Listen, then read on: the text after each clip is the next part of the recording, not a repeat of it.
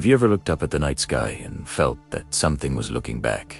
I'm not talking about stars or satellites.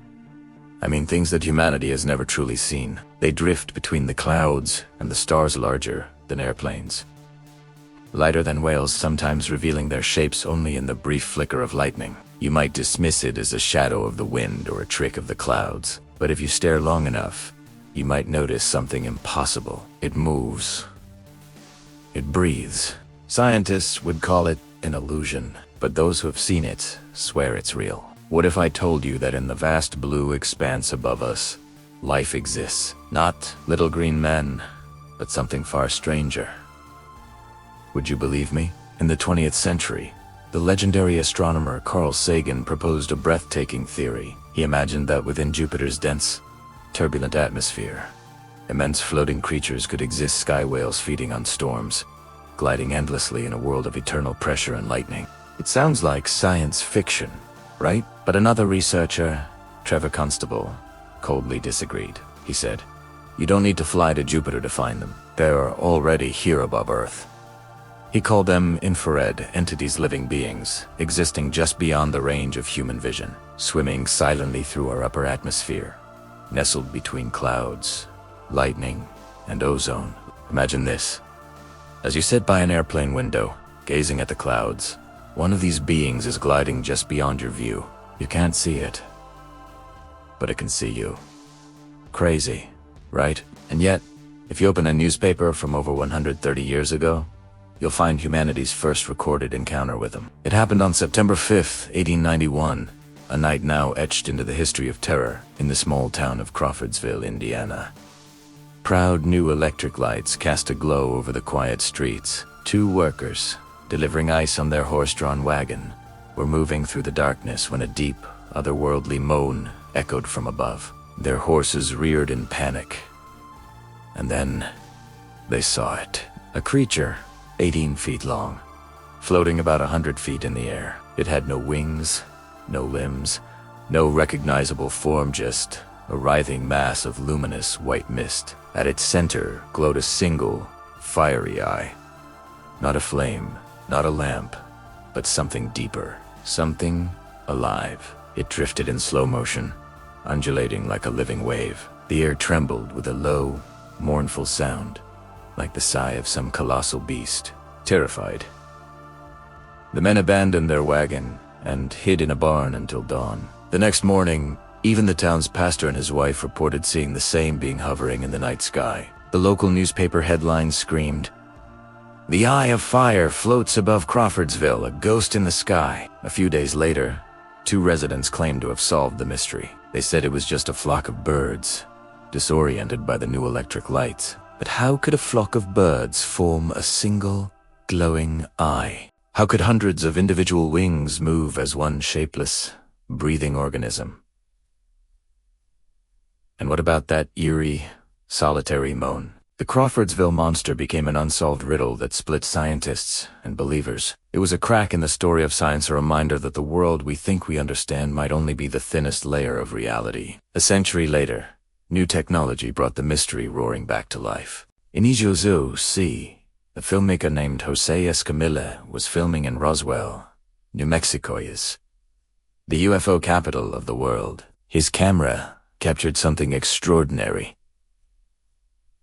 Long, rod-like objects, darting across the frame at impossible speeds. They had undulating wings that rippled like waves of energy. He slowed the footage, reversed it, analyzed every single frame, and finally declared, "These are not insects, these are sky creatures." He called them sky rods. Soon, people everywhere started spotting them. Glowing rods, zipping across valleys, shadowy streaks cutting through city skies, blurry shapes racing past airplane tails. Some were just inches long. Others were estimated to be over 30 meters. Some even seemed to appear right after a lightning strike. Documentaries exploded across TV networks, and viewers were convinced life existed in the atmosphere itself. But science had other plans. In 2005, a Chinese science show conducted a decisive experiment. They set up two cameras side by side. When a normal camera recorded a sky rod, a high-speed camera right next to it captured the truth. It was a regular moth. When the camera's shutter speed slowed to just 1/16th of a second, the insect's frantic wing beats blurred into waves, and its body stretched into a rod shape due to motion blur. The mystery was solved. Or was it? Because just a year later, something new appeared. This time, it wasn't flying. It was swimming. Daytime witnesses described a massive, translucent creature, like a glowing jellyfish drifting through the clouds. Sunlight passed right through its body, scattering rainbow hues across the sky. This wasn't a new phenomenon. In 1977, over Eastern Europe, thousands of people reported seeing the same thing, a radiant, pulsing jellyfish spreading across the heavens. The authorities claimed it was merely rocket exhaust from a Soviet launch. But how could vapor take the form of a living creature, complete with tentacles, ... breathing light? Some cryptozoologists proposed a new theory. These are atmospheric life forms, creatures that evolved to survive in the thin, electrically charged layers of our upper atmosphere. Like jellyfish of the sky, they might feed on solar radiation and communicate through electromagnetic pulses. Sometimes, when their energy fails, they fall to Earth. These fallen fragments became known as star jelly, translucent, faintly glowing, and they always vanish within hours. Samples have appeared across the world for centuries. When the BBC analyzed one in 2013, they found traces of frog and bird DNA, a convenient explanation that it was just digested animal remains. Perhaps from a predator. But then there's the Philadelphia incident of 1950. 2 policemen reported a purple, glowing blob that fell from the sky.